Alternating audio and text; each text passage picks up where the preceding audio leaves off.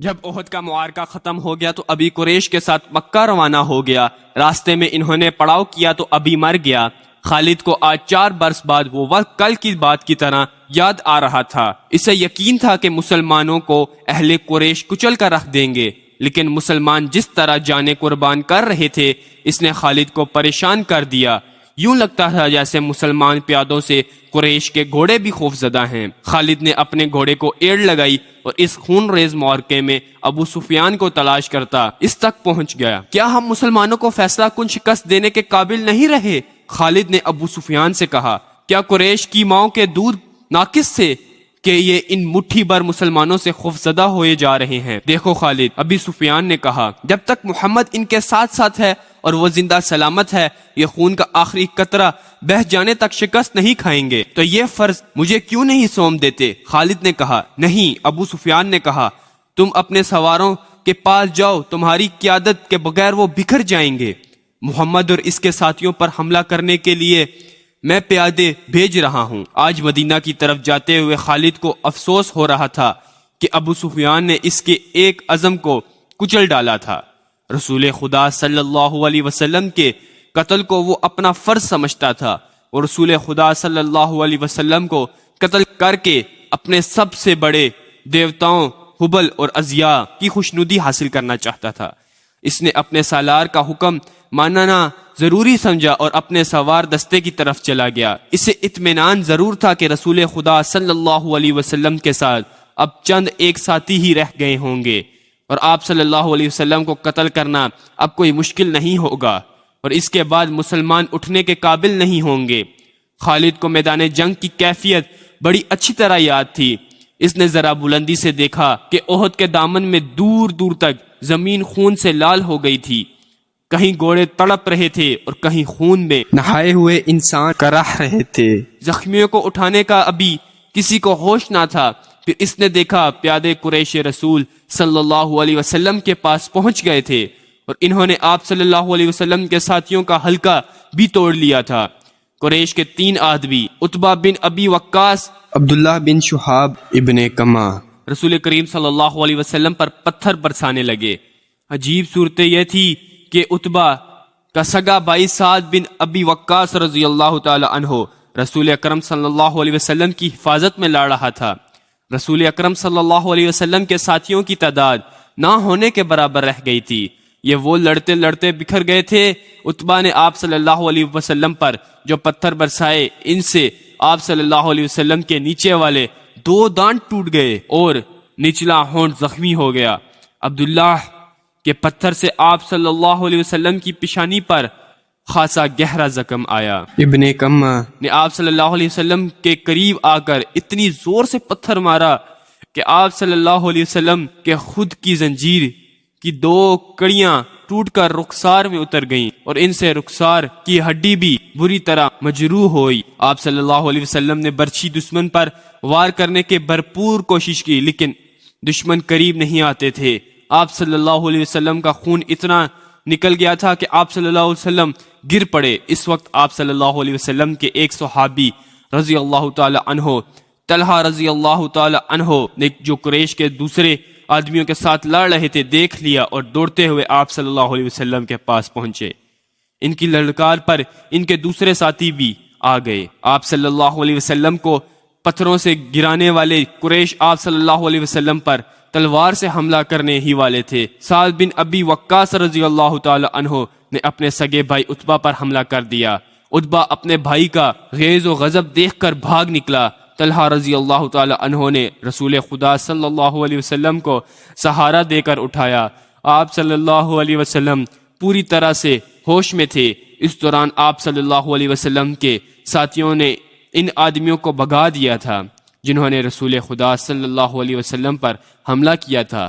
مورخ لکھتے ہیں کہ سعد بن ابی وقاص رضی اللہ تعالی عنہ پر قابو پانا مشکل ہو رہا تھا۔ سعد کہتے تھے، میں اپنے بھائی کو قتل کر کے اس کے جسم کے ٹکڑے کر دینا چاہتا ہوں جس نے میری موجودگی میں میرے نبی اکرم صلی اللہ علیہ وسلم پر حملہ کیا ہے۔ وہ اکیلے ہی قریش کی طرف دوڑنے کی کوشش کرتے تھے، انہیں بڑی مشکل سے روکا گیا۔ اگر رسول خدا صلی اللہ علیہ وسلم انہیں روکنے کا حکم نہ دیتے تو وہ کبھی نہ رکتے۔ قریش غالباً بہت ہی تھک گئے تھے وہ معرکے سے منہ موڑ گئے۔ تب رسول اکرم صلی اللہ علیہ وسلم کے ساتھیوں نے آپ صلی اللہ علیہ وسلم کے زخمیوں کی طرف توجہ دی۔ جو خواتین آپ صلی اللہ علیہ وسلم کے ساتھ تھیں انہوں نے آپ صلی اللہ علیہ وسلم کو پانی پلایا، کپڑوں سے زخم صاف کیے۔ اس وقت یہ دیکھا خود کی زنجیروں کی ٹوٹی ہوئی کڑیاں آپ صلی اللہ علیہ وسلم کے رخسار مبارک کی ہڈی میں اتری ہوئی ہیں۔ ایک صحابی ابو عبیدہ رضی اللہ تعالی عنہ جو عرب کے ایک مشہور جراح کے فرزند تھے آگے بڑھے اور آپ صلی اللہ علیہ وسلم کے رخساروں سے کڑیاں نکالنے لگے، لیکن ہاتھوں سے کڑیاں نہ نکلیں۔ آخر ابو عبیدہ رضی اللہ تعالی عنہ نے دانتوں کی مدد سے ایک کڑی نکال لی۔ جب دوسری کڑی نکالی تو کڑی تو نکل آئی، لیکن ابو عبیدہ رضی اللہ تعالی عنہ کے سامنے کے دو دانت ٹوٹ گئے۔ اس کے بعد لوگوں نے ابو عبیدہ کو الا اسرم کہنا شروع کر دیا۔ اس کا مطلب ہے وہ آدمی جس کے سامنے والے دانت نہ ہوں، پھر وہ اسی نام سے مشہور ہو گئے۔ یہ بھی رسول کریم صلی اللہ علیہ وسلم کا معجزہ ہے کہ اس کے بعد ابو عبیدہ رضی اللہ تعالی عنہ ایسے خوبصورت دکھتے تھے کہ ان کے چہرے سے نگاہ نہیں ہٹتی تھی۔ ام ایمن رضی اللہ تعالی عنہا جو رسول اکرم صلی اللہ علیہ وسلم کی بچپن میں آپ صلی اللہ علیہ وسلم کی دائیا رہ چکی تھی، آپ صلی اللہ علیہ وسلم پہ جھکی ہوئی تھی۔ اس وقت تک آپ صلی اللہ علیہ وسلم کی طبیعت سنبھل چکی تھی۔ اچانک ایک تیر ام ایمن کے پیٹ میں اتر گیا اور اس کے ساتھ ہی دور سے ایک کہکا سنائی دیا۔ سب نے ادھر دیکھا تو قریش کا ایک آدمی حبان بن الارقہ دور کھڑا ہنس رہا تھا، اس کے ہاتھ میں کمان تھی، یہ تیر اسی نے چلایا تھا۔ وہ ہنستا ہوا پیچھے کو مڑا، رسول خدا صلی اللہ علیہ وسلم نے ایک تیر سعد بن ابی وقاص رضی اللہ تعالی عنہ کو دے کر کہا کہ یہ شخص یہاں سے تیر لے کر ہی واپس جائے۔ سعد رضی اللہ تعالی عنہ نے جو تمام قبائل میں تیر اندازی میں خصوصی شہرت رکھتے تھے، کمان میں تیر ڈال کر حبان پر چلایا۔ تیر حبان کی گردن میں اتر گیا۔ سعد رضی اللہ تعالی عنہ کے تمام ساتھیوں نے بڑی زور سے کہکا لگایا اور حبان نے ڈگمگاتے ہوئے چند قدم اٹھائے اور وہ گر پڑا۔ خالد جب مدینہ کی طرف بڑھتا جا رہا تھا اور احد کی پہاڑی افق سے اوپر ہی اوپر اٹھتی آ رہی تھی، اسے اپنے کچھ ساتھی یاد آنے لگے۔ عقیدوں کے اختلاف نے بھائی کو بھائی کا دشمن بنا دیا تھا، لیکن خالد کو یہ خیال بھی آیا کہ بعض لوگ اپنے عقیدے کو اس لیے سچا سمجھتے ہیں کہ وہ اس کے پیروکار ہوتے ہیں۔ حق اور باطل کے فرق کو سمجھنے کے لیے بڑی مضبوط شخصیت کی ضرورت ہوتی ہے۔ ایک سوال اسے پھر پریشان کرنے لگا، میں مدینے کیوں جا رہا ہوں؟ اپنا عقیدہ مدینے والوں پر ٹھونسنے کے لیے یا ان کا عقیدہ اپنے اوپر مسلط کرنے کے لیے؟ اسے ابو سفیان کی آواز سنائی دی جو ایک ہی روز پرانی تھی، کیا یہ سچ ہے کہ تم مدینہ جا رہے ہو؟ کیا تمہارے رگوں میں ولید کا خون سفید ہو گیا ہے؟ صحرا میں جاتے ہوئے ان آوازوں نے کچھ دور تک اس کا تعاقب کیا، پھر وہ اپنے ان دوستوں کی یاد میں کھو گیا جن کے خلاف وہ لڑ رہا تھا اور جن کا خون اس کے سامنے بہہ گیا تھا۔ ان میں ایک مصعب بن عمیر رضی اللہ تعالی عنہ بھی تھے۔ قریش جو معرکے سے منہ موڑ گئے تھے کچھ دور ہی پہنچتے تھے تو خالد نے اپنے گھوڑے کو ایڑ لگائی اور ابو سفیان کو جا پکڑا۔ اس نے ابو سفیان سے پوچھا کہ تم لوگ جنگ کو ادھورا چھوڑ کر کہاں جا رہے ہو؟ مسلمان کا دم خم ختم ہو چکا ہے۔ ابو سفیان بھی یہی چاہتا تھا یہ معرکہ فیصلہ کن نتیجے پر پہنچے۔ قریش کے چند سوار وہیں سے پلٹ آئے۔ خالد دیکھ چکا تھا کہ رسول کریم صلی اللہ علیہ وسلم کہاں ہیں۔ یہاں پھر ابو سفیان نے خالد کو کسی اور طرف بھیج دیا اور کچھ آدمیوں کو نبی کرم صلی اللہ علیہ وسلم پر حملے کا حکم دیا۔ اب رسول خدا صلی اللہ علیہ وسلم کے ساتھ کچھ اور مسلمان آن ملے تھے۔ اب پھر ابن کما لڑتے ہوئے مسلمانوں کا حلقہ توڑ کر رسول اکرم صلی اللہ علیہ وسلم تک پہنچنے کی کوشش کرنے لگا۔ اس وقت رسول اکرم صلی اللہ علیہ وسلم کے پاس مصعب بن عمیر رضی اللہ تعالی عنہ کھڑے تھے اور ام عمارہ رضی اللہ تعالی عنہا اپنے قریب پڑے ہوئے 2-3 زخمیوں کو پانی پلا رہی تھیں۔ انہوں نے جب قریش کو ایک بار پھر حملے کے لیے آتے ہوئے دیکھا تو زخمیوں سے ہٹ کر انہوں نے ایک زخمی کی تلوار اٹھا لی اور قریش کے مقابلے کے لیے ڈٹ گئیں۔ قریش کا سب سے پہلا سوار جو ان کے قریب آیا اس تک وہ نہیں پہنچ سکتی تھی، اس لیے انہوں نے تلوار سے اس کے گھوڑے پر ایسا وار کیا کہ گھوڑا گر پڑا۔ سوار گھوڑے کے دوسری طرف گرا۔ ام عمارہ رضی اللہ تعالی عنہ نے گھوڑے کے اوپر سے کود کر قریش کے اس آدمی پر وار کیا اور اسے زخمی کر دیا۔ وہ اٹھا اور بھاگ کھڑا ہوا۔ مصعب بن عمیر رضی اللہ تعالی عنہ کا قد بت اور شکل و صورت بھی رسول خدا صلی اللہ علیہ وسلم کے ساتھ نمایاں مشابہت رکھتی تھی۔ ابن کما مصعب رضی اللہ تعالی عنہ کو رسول خدا صلی اللہ علیہ وسلم سمجھ کر ان پر حملہ آور ہوا۔ مصعب رضی اللہ تعالی عنہ تیار تھے، انہوں نے ابن کما کا مقابلہ کیا، پھر دونوں میں تیغ زنی ہوئی، لیکن ابن کما کا ایک وار مصعب بن عمیر رضی اللہ تعالی عنہ پر ایسا بھرپور پڑا کہ وہ گر گئے اور شہید ہو گئے۔ مصعب بن عمیر رضی اللہ تعالی عنہ بہت لاڈوں میں پلے نوجوان تھے، لیکن تدفین کے وقت ان کا کفن بھی ادھورا تھا۔ عمارہ رضی اللہ تعالی عنہ نے مصعب کو گرتے ہوئے دیکھا، غیظ و غضب سے اب ابن کما پر تلوار کا وار کیا، لیکن ابن کما نے زرہ پہن رکھی تھی، وار کرنے والی ایک عورت تھی، اس لیے ابن کما کو کوئی زخم نہ آیا۔ ابن کما نے عمارہ رضی اللہ تعالی عنہ کے کندھے پر بھرپور وار کیا، جس سے وہ شدید زخمی ہو کر گر پڑی۔ اس وقت رسول کریم صلی اللہ علیہ وسلم جو قریب ہی تھے ابن کما کی طرف بڑھے، لیکن ابن کما نے پینترا بدل کر آپ صلی اللہ علیہ وسلم پر ایسا وار کیا جو آپ صلی اللہ علیہ وسلم کے خود پر پڑا۔ تلوار خود سے پھسل کر آپ صلی اللہ علیہ وسلم کے کندھے پر لگی۔ آپ صلی اللہ علیہ وسلم کے بالکل پیچھے ایک گڑھا تھا۔ آپ صلی اللہ علیہ وسلم زخم کھا کر پیچھے ہٹے اور گڑھے میں گر پڑے۔ ابن کما نے پیچھے ہٹ کر گلا پھاڑ کر کہا، میں نے محمد کو قتل کر دیا ہے۔ وہ یہی نعرہ لگاتے میدان جنگ میں گھوم گیا۔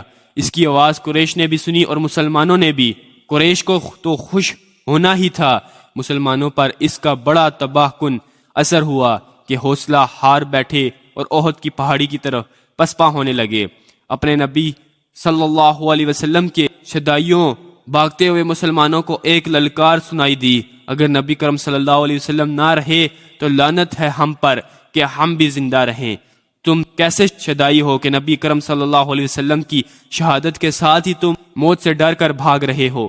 مسلمان رک گئے، اس للکار نے انہیں آگ بگولا کر دیا۔ وہ پیادے تھے، لیکن انہوں نے قریش کے گھڑ سواروں پر حملہ کیا۔ یہ حملہ خالد اور اکرمہ کے گھڑ سواروں پر ہوا تھا۔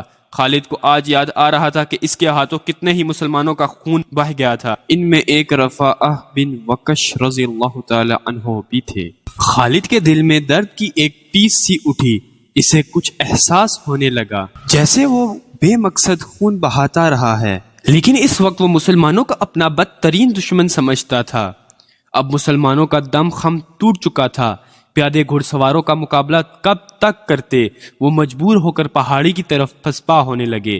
رسول خدا صلی اللہ علیہ وسلم بھی اپنے ساتھیوں کے ساتھ ایک تنگ سی وادی کی طرف جا رہے تھے۔ جس طرح مسلمانوں نے فتح کی خوشی میں اپنا مورچہ چھوڑ دیا تھا اور جنگ کا پاسا اپنے خلاف پلٹ لیا تھا، اسی طرح اب قریش کے آدمی مسلمانوں کی لاشوں پر تڑپتے ہوئے زخمیوں پر مال غنیمت اکٹھا کرنے کے لیے ٹوٹ پڑے۔ ان میں سے کچھ قریش رسول کریم صلی اللہ علیہ وسلم کے تعاقب میں چلے گئے، لیکن آپ صلی اللہ علیہ وسلم کے ساتھیوں نے ان پر ایسی بے جگری سے حلہ بول کر ان میں سے زیادہ تر قریش کو جان سے مار ڈالا، اور جو بچ گئے وہ بھاگ نکلے۔ رسول اکرم صلی اللہ علیہ وسلم ایک بلند جگہ پہنچ گئے۔ آپ صلی اللہ علیہ وسلم نے وہاں سے صورتحال کا جائزہ لیا۔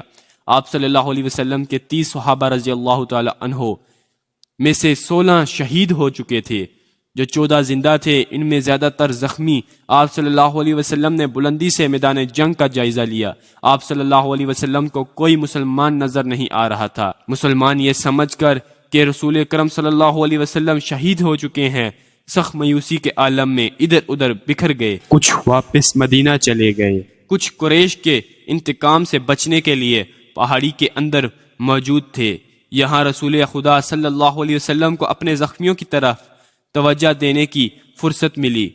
آپ صلی اللہ علیہ وسلم کی بیٹی حضرت فاطمہ الزہرا رضی اللہ تعالی عنہا، جو آپ صلی اللہ علیہ وسلم کو ہر طرف تلاش کر کر کے تھک چکی تھی، آپ صلی اللہ علیہ وسلم کے پاس آ پہنچی تھیں۔ قریب ہی ایک چشمہ تھا۔ حضرت علی رضی اللہ تعالی عنہ وہاں سے کسی چیز میں پانی لائے اور آپ صلی اللہ علیہ وسلم کو پلایا۔ حضرت فاطمہ الزہرا رضی اللہ تعالی عنہا آپ صلی اللہ علیہ وسلم کے زخم دھونے لگیں۔ وہ سسک سسک کر رو رہی تھی۔ خالد کو آج یاد آ رہا تھا کہ رسول کریم صلی اللہ علیہ وسلم کی شہادت کی خبر نے اسے روحانی سا اطمینان دیا تھا، لیکن ایک للکار نے اسے چونکا دیا۔ وادی میں للکار کی گونج بڑی دور تک سنائی دے رہی تھی۔ کوئی بڑی ہی بلند آواز میں کہہ رہا تھا، مسلمانوں خوشیاں مناؤ، ہمارے نبی اکرم صلی اللہ علیہ وسلم زندہ اور سلامت ہیں۔ اس للکار پر خالد کو ہنسی بھی آئی تھی اور افسوس بھی ہوا تھا۔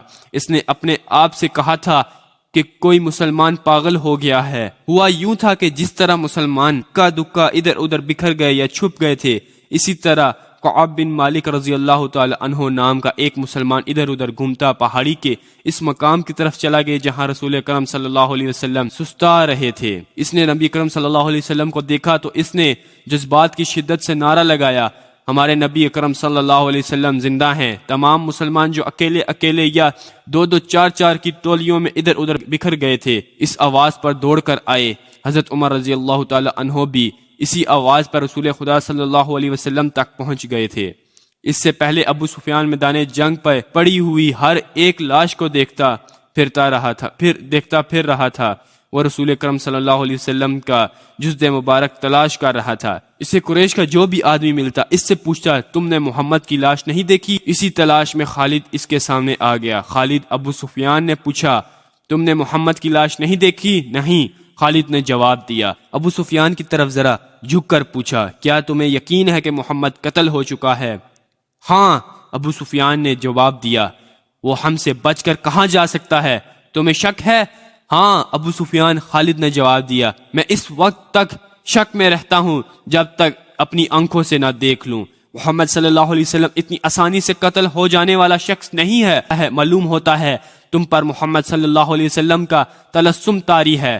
ابو سفیان نے تکبیر کے لہجے میں کہا، کیا محمد صلی اللہ علیہ وسلم ہم میں سے نہیں تھا؟ کیا تم اسے نہیں جانتے تھے؟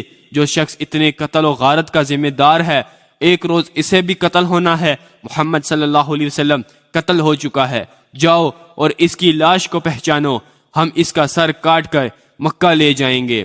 عین اس وقت پہاڑی میں سے کعب بن مالک کی للکار گرجی، مسلمانوں خوشیاں مناؤ، ہمارے نبی صلی اللہ علیہ وسلم زندہ سلامت ہیں۔ پھر یہ آواز بجلی کی کڑک کی طرح گرجتی کڑکتی وادی اور میدان میں گھومتی پھرتی تھی۔ سن لیا ابو سفیان؟ خالد نے کہا، ابھی میں تمہیں بتاتا ہوں کہ محمد صلی اللہ علیہ وسلم کہاں ہے۔ میں اس پر حملہ کرنے جا رہا ہوں، لیکن میں تمہیں یقین نہیں دلا سکتا کہ میں محمد صلی اللہ علیہ وسلم کو قتل کر کے آؤں گا۔ کچھ دیر پہلے خالد نے رسول کریم صلی اللہ علیہ وسلم اور ان کے ساتھیوں کو پہاڑ کے اندر جاتے دیکھا تھا، لیکن وہ بہت دور تھا۔ خالد ہار ماننے والا اور اپنے ارادے کو ادھورا چھوڑنے والا آدمی نہیں تھا۔ اس نے اپنے چند ایک سواروں کو ساتھ لیا اور پہاڑی کے اس مقام کی طرف بڑھنے لگا جدھر اس نے رسول اکرم صلی اللہ علیہ وسلم کو جاتے دیکھا تھا۔ مشہور مورخ ابن حشام کی تحریر سے پتہ چلتا ہے کہ رسول خدا صلی اللہ علیہ وسلم نے جب خالد کو اپنے سواروں کے ساتھ گھاٹی پر چڑھتے دیکھا جہاں آپ صلی اللہ علیہ وسلم تھے، تو آپ صلی اللہ علیہ وسلم کے منہ سے بے ساختہ دعا نکلی، خدائے ذوالجلال انہیں اس وقت وہیں کہیں روک لے۔ خالد اپنے سواروں کے ساتھ گھاٹی چڑھتا جا رہا تھا۔ وہ ایک درا سا تھا جو تنگ ہوتا چلا جا رہا تھا۔ گھوڑوں کو ایک قطار میں ہونا پڑا۔ رسول اکرم صلی اللہ علیہ وسلم زخموں سے چور پڑے تھے۔ حضرت عمر رضی اللہ تعالی عنہ نے جب خالد کو اس کے سواروں کے اوپر آتے ہوئے دیکھا تو اپنی تلوار نکال کر کچھ نیچے اترے۔ ولید کے بیٹے حضرت عمر رضی اللہ تعالی عنہ نے للکارا، اگر لڑائی لڑنا جانتے ہو تو اس درا کی تنگی کو دیکھ لو، اس چڑھائی کو دیکھ لو، کیا تم اپنے سواروں کے ساتھ ہمارے ہاتھ سے بچ کر نکل جاؤ گے؟ خالد لڑنے کے فن کو خوب سمجھتا تھا۔ اس نے دیکھ لیا تھا کہ یہ جگہ گھوڑوں کو گھما پھرا کر لڑنے کے لیے موزوں نہیں ہے بلکہ خطرناک ہے۔ خالد نے خاموشی سے اپنا گھوڑا گھمایا اور اپنے سواروں کے ساتھ وہاں سے نیچے اتر آیا۔ جنگ احد ختم ہو چکی تھی۔ قریش اس لحاظ سے برتری کا دعویٰ کر سکتے تھے کہ انہوں نے مسلمانوں کو زیادہ نقصان پہنچایا ہے، لیکن یہ جنگ ہار جیت کے بغیر ختم ہو گئی تھی۔ لیکن یہ ہماری شکست تھی۔ خالد کو جیسے اپنی آواز سنائی دی۔ مسلمانوں کی نفری 700 تھی اور ہم 3000 تھے۔ ہمارے پاس 200 گھوڑے تھے۔ ہماری فتح تب ہوتی جب ہم محمد صلی اللہ علیہ وسلم کو قتل کر دیتے۔ خالد نے اپنے آپ میں جنجناہٹ محسوس کی۔ اس پر ایسی کیفیت طاری ہوگی کہ اس کے دانت بجنے لگے۔ اسے جنگ کا آخری منظر یاد آنے لگا تھا۔ اس نے اسے بھیانک یاد کو ذہن سے نکالنے کے لیے سر کو جھٹکا دیا، لیکن مکھیوں کی طرح یہ یاد اس کے ارد گرد بھنبھناتی رہی۔ اسے اپنے آپ میں شرم سی محسوس ہونے لگی۔ جنگجو یوں نہیں کیا کرتے۔ خالد میں جب حضرت عمر رضی اللہ تعالی عنہ کی للکار پر واپس آ رہا تھا تو اسے بلندی سے اس کی نظر میدان جنگ پر پڑی۔ وہاں لاشیں بکھری ہوئی تھیں، شاید ان میں بے ہوش زخمی بھی ہوں گے۔ لاشوں اور زخمیوں کو اٹھانے کے لیے نہ ابھی مسلمان آگے بڑھے تھے نہ اہل قریش۔ خالد کو ابو سفیان کی بیوی ہند نظر آئی۔ وہ ہاتھ میں خنجر لیے ہوئے دوڑے چلی آ رہی تھی۔ اس کے اشارے پر قریش کی وہ عورتیں جو قریش کے لشکر کے ساتھ آئی تھیں اس کے پیچھے پیچھے دوڑ آئیں۔ ہند ہر ایک لاش کو دیکھتی تھی۔ وہ اونچے قد کی اور فربہی مائل جسم کی پہلوان قسم کی عورت تھی۔ وہ ہر ایک لاش کو دیکھتی تھی۔ کوئی لاش اونڈھے منہ پڑی ہوئی نظر آتی تو وہ پاؤں کے ٹوکر سے اس لاش کو سیدھا کر کے دیکھتی۔ اس نے اپنے ساتھ کی عورتوں سے کہا کہ وہ حمزہ رضی اللہ تعالی عنہ کی لاش تلاش کریں۔ اسے حمزہ رضی اللہ تعالی عنہ کی لاش مل گئی۔ ہند بھوکے درندے کی طرح لاش کو چیرنے پھاڑنے لگی۔ اس نے لاش کے کچھ اعضاء کاٹ کر پرے پھینک دیے۔ اس نے دوسری عورتوں کو دیکھا جو اس کے قریب کھڑی تھیں۔ کھڑی دیکھ کیا رہی ہو؟ ہند نے ان عورتوں سے یوں کہا جیسے وہ پاگل ہو چکی ہے۔ یہ دیکھا، میں نے اپنے باپ، اپنے چچا اور اپنے بیٹے کے قاتل کی لاش کا یہ حال کر دیا۔ جاؤ مسلمان، ہر ایک لاش کا یہی حال کرو اور سب کے کان اور ناک کاٹ کر لے آؤ۔ اب وہ عورتیں مسلمانوں کی لاشوں کو چیرنے پھاڑنے کے لیے وہاں سے ہٹ گئیں تو ہند نے خنجر سے حمزہ رضی اللہ تعالی عنہ کے پیٹ چاک کر کے اس کے اندر ہاتھ ڈالا۔ اس کا ہاتھ باہر آیا تو اس میں حمزہ رضی اللہ تعالی عنہ کا کلیجہ تھا، وہ جو ہند نے خنجر سے کاٹ لیا۔ اس نے اس پر اکتفا نہ کیا، حمزہ رضی اللہ تعالی عنہ کے کلیجے کا ایک ٹکڑا کاٹ کر اس نے اپنے منہ میں ڈال لیا اور بری طرح اسے چبانے لگی۔